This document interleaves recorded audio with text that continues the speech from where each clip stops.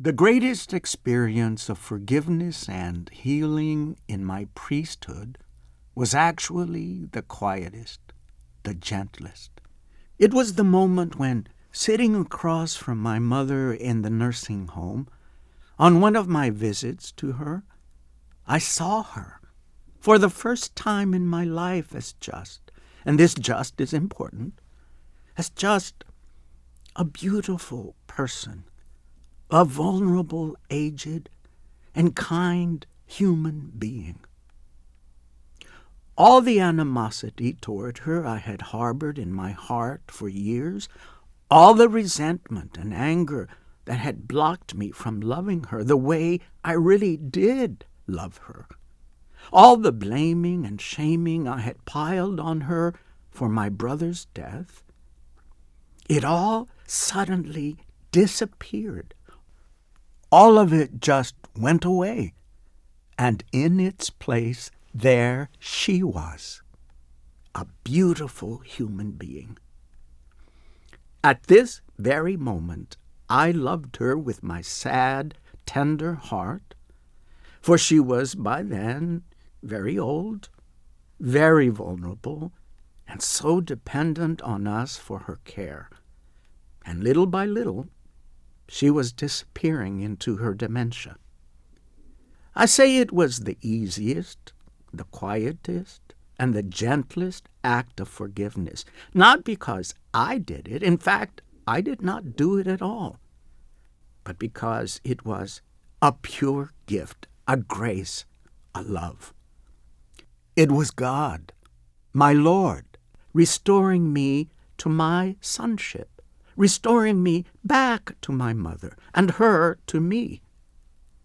It was the moment I was healed and lifted up and released, back into my real self, back into the freedom and the ground of my being, so that I, too, could claim my humanity and ground it in compassion.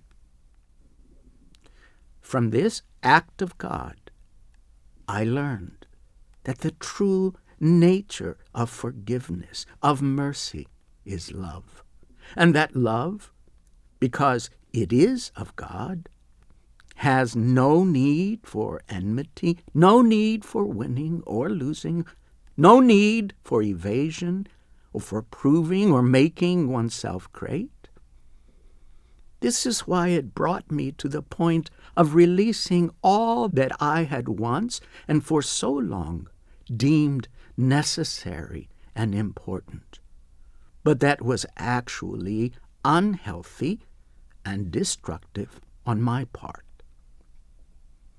There comes a time, a point in one's life, when the inside of one, when one's spirit expands past all that is destructive, past all that is judgmental, past the impatience and the intolerance, because it is God and Christ and Holy Spirit that expands within us, makes us fertile, fertile enough to receive and to grow, to be. It is then that one sees, as though for the first time, that all that exists, that all of us are connected. And one hears as though for the first time the wondrous sound of people, of their humanity, and one accepts the sad, fragile, and hurt parts of the world and of oneself, and for the first time one loves the world gently, quietly, humbly. Peace be with you all, and may our life be full of Christ.